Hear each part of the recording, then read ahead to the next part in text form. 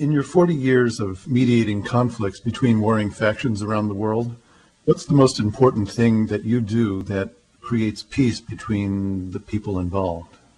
First, I never hear what they think. See, I get called a lot of names by people who hear what I'm saying. I see you've read my book. You probably can recall I was in a refugee camp in Palestinian Authority, and what all the crowd had to do was hear from my interpreter that I was an American, and a gentleman jumps up and screams at me, murderer, and another one jumps up, assassin, and another one calls child killer. Within an hour, the guy that called me a murderer invites me to a Ramadan dinner at his house. I didn't hear what he thought of me. I connected to what he was feeling, what he was needing. As I walked into that refugee camp, there were hundreds of tear gas grenades all over the lawn, shot in the night before when they had a riot there. And on the side of each of the grenades was written, "Made in USA." So when this guy calls me murderer, hearing that I'm an American, I tried to hear, what is the guy feeling? And I said, "Sir, are you furious?" And then I tried to hear his needs. "Are you needing a different kind of support from my country than you're getting?" And he looks at me in a kind of a stunned way. Apparently that's not the way people respond to him usually when he screams at them. He said, "You're damn right. We don't have sewage. We don't have housing. Why are you sending these weapons?" So I said, well, then that makes it clear why you'd be so aggravated. If you don't have these basics and you get these weapons sent over here, I can see that your needs are for some other kind of support. He said, "Do you know what it's like to live under these conditions for all these years?" I said, "So you'd like me to understand just how desperate it can be even for one day, let alone for many years." So I heard what was alive in the guy. Not what he thought I was, a murderer. I didn't say, "I ain't killed anybody." I tried to hear what was going on in him. And when he trusted that I sincerely cared what he was feeling, what he was needing, he could start to hear me then when I said, "Look, I'm frustrated right now because I came a long way to be here. I want to offer something. And I'm worried now that because you got me labeled as an American, you ain't going to listen to me." He said, "What do you want to say to us?" So he could hear me then. And we have a school there now, one of the schools that we call a nonviolent communication school in that refugee camp. And whenever I go to that region, I'm well received hospitably in that refugee camp. But I had to see the human being behind the names that he was calling me. Being called a name is not the same as being violently attacked by terrorists. Do you feel that there is ever justification in using violence or aggression when responding to such an attack? Here, I would say no to violence or aggression, yes to the protective use of force. There are times when we need to use the protective use of force, but never violence and never punishment. The protective use of force is necessary when another person, for whatever reason, is not willing to communicate, and meanwhile, their actions are threatening our needs. So we need to take whatever action can be made to protect against that happening. But we can do that without violence. Gene Sharp's writings show how throughout history people have defended against even armies and violent armies coming at them through the protective use of force.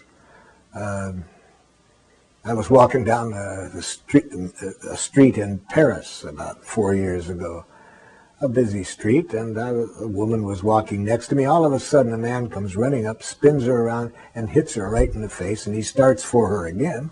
Well, there wasn't time for me to talk with this man, so I used force to restrain him from doing that again. I didn't want to punish him. I didn't beat him, but I had sufficient force that I could keep him from continuing.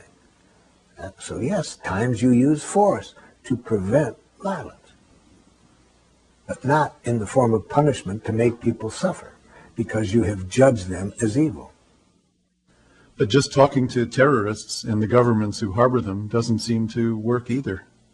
Look at all the peace talks we've had, and the violence just continues. Well, the kind of peace talks we have, I'm not very optimistic that they can prevent violence. They're not the kind of connections that get people connected with each other's humanness. They're basically arguments, and that they try to find some compromise. We need to grow up and find out that there are far more powerful ways of having peace talks than the ones we now engage in. How would you engage these people in peace talks?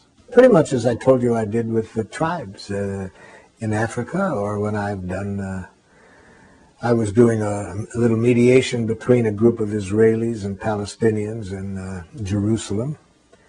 And I started that. I said, let's look at what your needs are that are not getting met. And a Mukhtar, who was a mayor of a village, he looked across at the Israelis and said in a nice tone, does it bother you people to be acting like Nazis? And then a woman jumps up, an Israeli woman jumps up and immediately says, I should have known better than to come to this meeting. That was a totally insensitive thing for you to say, Mukhtar. And she starts for the door. She's about to leave. We have hardly had 2 sentences, and people are already worse off than we began. So my role there was to help each connect at the need level. So I said to the Mukhtar, and I knew what he was reacting to. He was reacting to a law that enabled the people to be put in prison for 6 months on suspicion. He was reacting to that. I said, Mukhtar, are you needing some understanding of how your need for safety isn't met with that law? He said, that's what I'm trying to say. Well, of course, he didn't say it exactly that way.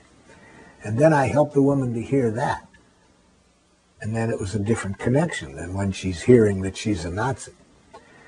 And so that's what I do in those cases. I help people speak a language of life, which is closer to the truth, just what everybody needs, and stay away from these enemy images that can easily sound like blame, criticism, attack.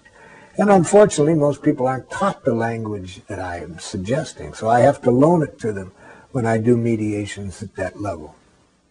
Considering the amount of violence in the news, what do you say to those who describe your ideas as naive or utopian? I see a different world than the people probably do on the television and in the news. For example, I see the violence. I work in the places with the violence. But what they don't see are the people that I work with who have a different worldview. They have a different consciousness. And these people are spreading their consciousness rapidly.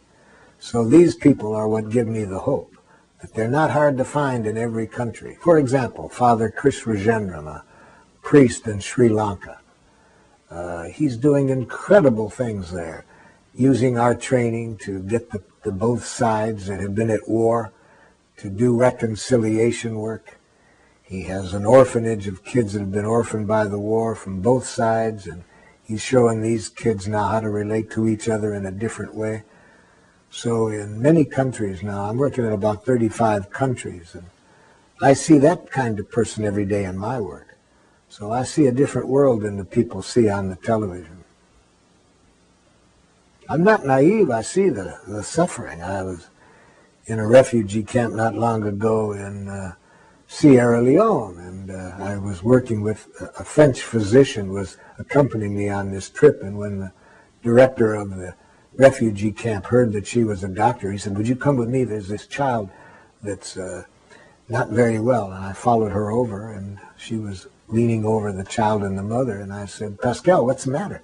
She said, the baby's dying of starvation. I said, why? She said, the mother's dying of starvation. And I turned to the refugee camp leader, and I said, why is this woman starving? He said, well, why is this child starving? He said, we lose 7 a day. You see. So I've seen this. I'm not naive. I know what's going on. I work in Rwanda. There are people that have had everybody in their family killed. So I know what can happen in this world. But I'm working with people all over the world that tells me it doesn't have to be that way. There's people who have survived all of that and never lost a consciousness that isn't what our nature is. There's nothing we human beings like more than to contribute to one another's well.